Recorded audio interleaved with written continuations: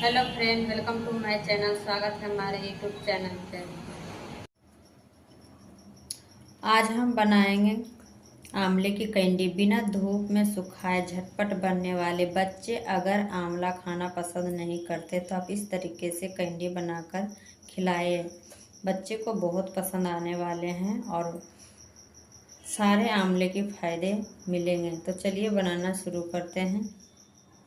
आंवला कैंडी बनाने के लिए यहाँ पर मैं ले रही हूँ आंवला। तो आंवले को हमने अच्छे तरीके से पानी से धोकर साफ कर लिए। बिल्कुल ये फ्रेश आंवला है, एक भी दाग धब्बा नहीं है इसमें। तो ये ग्राम के हिसाब से ये 300 ग्राम आंवला है। तो इसे सबसे पहले आंवले को हम स्टीम कर लेते हैं। चूल्हे पे हमने पहले से पानी गर्म होने के लिए रख दिए थे स्टीमर में। अब इसके ऊपर हम इस तरीके से छलनी रखेंगे आराम से। आप चाहे तो कढ़ाई में भी स्टीम कर सकते हैं। अब इसके ऊपर हम सारे आंवला को डाल देते हैं छलनी के ऊपर।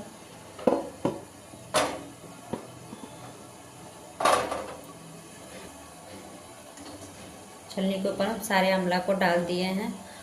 गैस को हम यहाँ पे लो मीडियम रखे हैं। अब इसको ढक्कन लगाकर हम 10 मिनट तक स्टीम कर लेते हैं। आंवले को स्टीम होते हुए 10 से 12 मिनट हो गए। अब इसे हम चेक कर लेते हैं।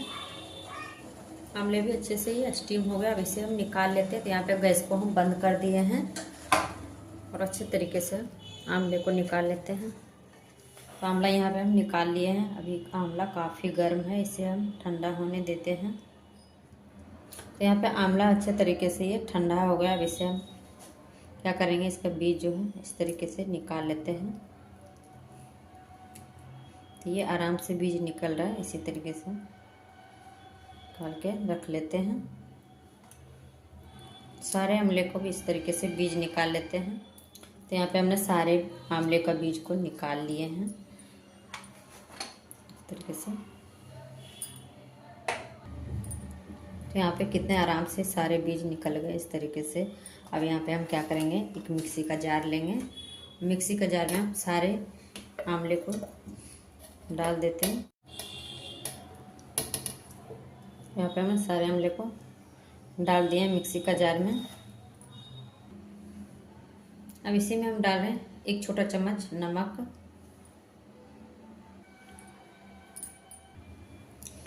अब यहीं पर हम मिक्सी का जार में डाल रहे हैं 2 इंच अदरक का टुकड़ा। तो इस तरीके से हमने छोटे छोटे काट कर लिए हैं। अब इसे हम ढक्कन लगाकर बारीक से पीस लेते हैं। तो यहाँ पे हम आंवला पीस लिए हैं कुछ इस तरीके से। ये बारीक से एकदम पीस के तैयार किए हैं। तो यहाँ पे हम बिल्कुल भी पानी यूज नहीं किए हैं। अगर आंवला कम पड़ रहा है पीसने में तो आप इसमें थोड़ा सा चीनी मिलाकर पीस सकते हैं। तो चलते फटाफट से कैंडी बना लेते हैं। चूल्हे पे हम पैन चढ़ा दिए हैं। अब इसे हम जो आंवला पीस के रखे थे अब इसको पैन में डाल देते हैं।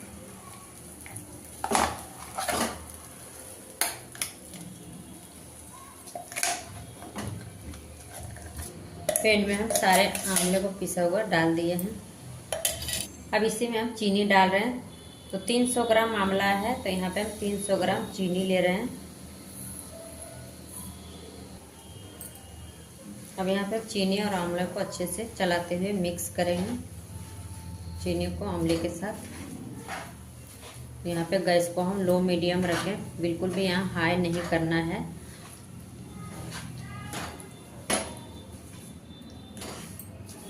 यहाँ पे धीरे धीरे चीनी घुलने लग गया है।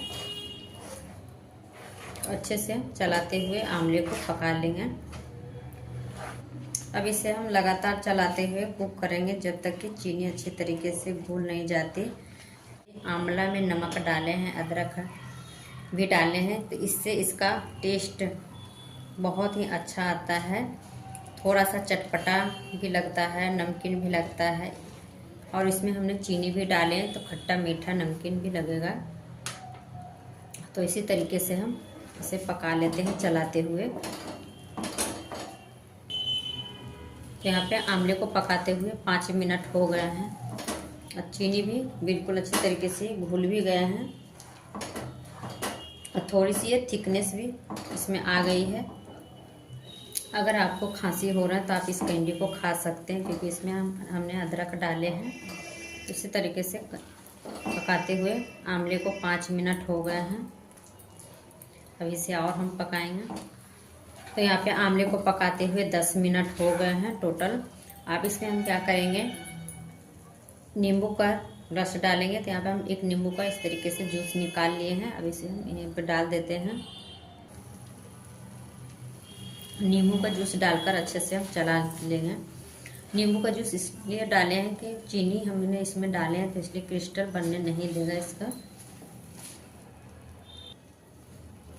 तो यहाँ पे आंवले को पकाते हुए 10 से 12 मिनट हो गए हैं। अब इसी में हम क्या करेंगे, 1 चम्मच घी डाल देते हैं। घी डालकर अच्छे से मिक्स कर देते हैं।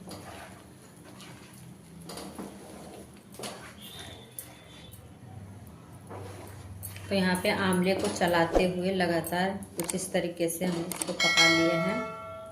यहाँ 15 मिनट हो गया इसे पकाते हुए।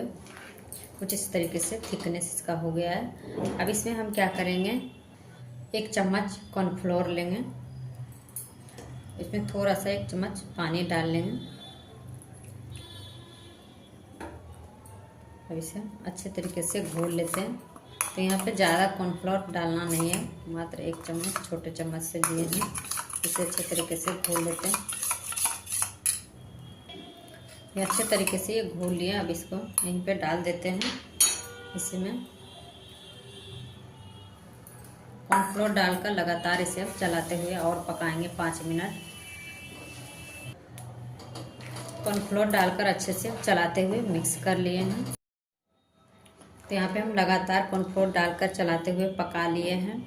तो टोटल ये कॉर्नफ्लोर डालने के बाद इसे हम 5 मिनट और पकाए हैं। तो टोटल इसे 20 से 22 मिनट पकाए हैं लो मीडियम पे। कुछ इस तरीके से इसका कंसिस्टेंसी हो गया है और इतना ही हमें थिकनेस चाहिए बस। अब इसे यहाँ पे गैस को हम बंद कर देते हैं। अब इसे हम निकाल लेते हैं। यहाँ पे हम एक बटर पेपर ले लिए हैं। अब इसी के ऊपर हम क्या करेंगे, थोड़ा सा इस तरीके से तेल लगा लेते हैं, तेल या घी। आप चाहे तो थाली में भी जमा सकते हैं। थाली में तेल लगा दीजिए, उसी में आप जमा सकते हैं। अब इसके ऊपर हम इस तरीके से डालते जाएंगे।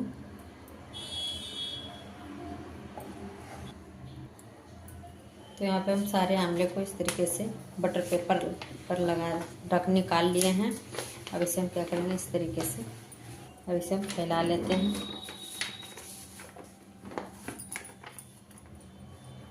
यहाँ पे हम कुछ इस तरीके से फैला देते हैं। यहाँ पे हम बटर पेपर पर इस तरीके से फैला दिए हैं।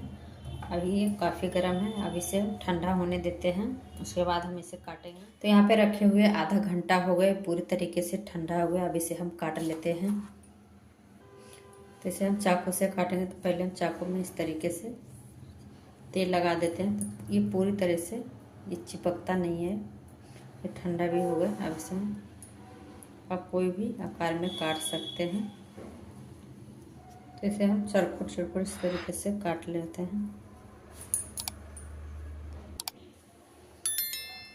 तो यहाँ पे हमने इस तरीके से काट लिए हैं। ये पूरे अच्छे आराम से ये निकल रहा है। अब यहाँ पे हम एक बाउल लिए हैं। अब इसमें हम क्या करेंगे, 2 से 3 चम्मच पिसी हुई चीनी डाल देते हैं।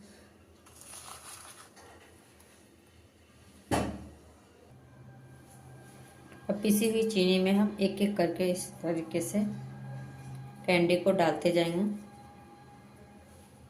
जिससे कि आपस में ये चिपके नहीं। अभी थोड़ा बहुत ये चिपक रहा है।